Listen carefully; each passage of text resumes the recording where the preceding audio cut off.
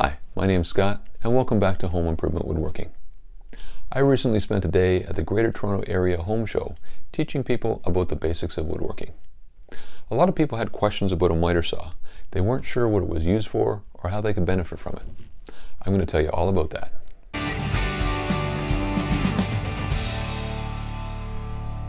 A miter saw is intended for your wood to be stationary and for that saw to come across and cut that piece.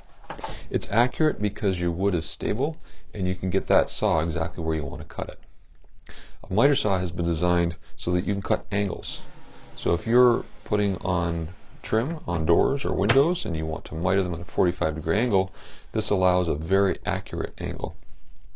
There are other increments along the dial here, and that will allow you to dial it in if your window's at a square, for example, or you're dealing with different things like cutting half of a 45 degree. You've got increments for that as well. I'll show you a square cut so you can see how that's done.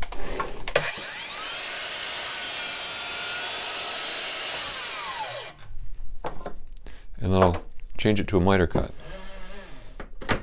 22.5 degrees.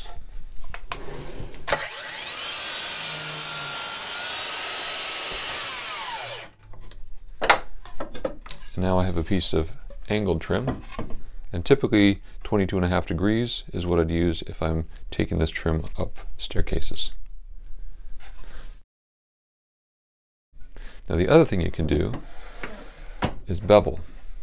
This control here allows me to bevel this saw and turn it over here after I take this fence out.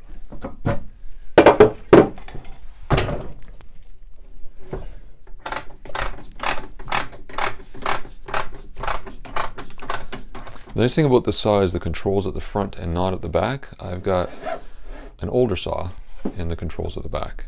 So a bevel allows you to cut across here if you were doing 45s in a baseboard, just like this.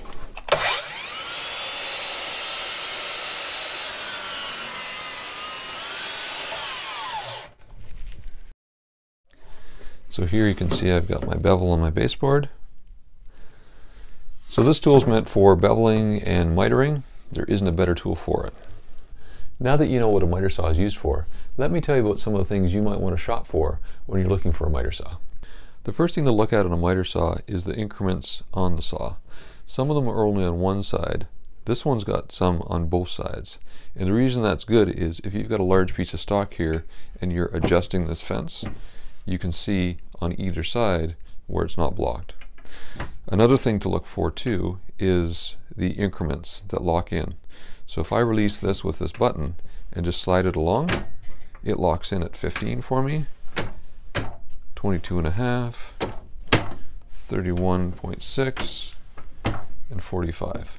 I've also got the ability to do fine movements all the way around. So locking those in make things faster, more accurate for you, rather than dialing it in specifically. Another thing to look for is beveling controls. On this saw, it's right on the front. I've got an older saw where it's on the back, it's less convenient, but here it's just a matter of loosening this off, removing the extra high fences on either side, and then tilting it over to the angle that you're looking for. Now here are the indicators for the bevel, and on higher end saws what you'll get is the ability for that to lock in automatically. Lower end saws don't have that.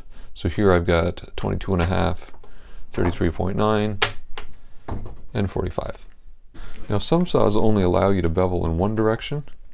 I recommend getting one that bevels in both directions. And that way you're not restricted in terms of how you're making your cuts. You can buy miter saws in cordless like this one, or corded. This is Makita's latest model. This is a DLS 110, and it's a brushless motor, which means it's running very efficient and will give you longer battery life. This runs off of two 18-volt batteries. I've been using this for a half day so far and haven't had to charge it yet. One thing about buying a tool like this is it's a long-term investment. You want to make sure you're buying a quality tool. I've owned a Makita LS1013 for 20 years, and I've only had to have it serviced once, and it cost me $82. If you buy a good quality tool, it's going to last you and it's going to give you good results. So I encourage you to look at it. Don't buy the cheapest tool out there, but buy one that's a good quality. The last thing I'll touch on is dust collection.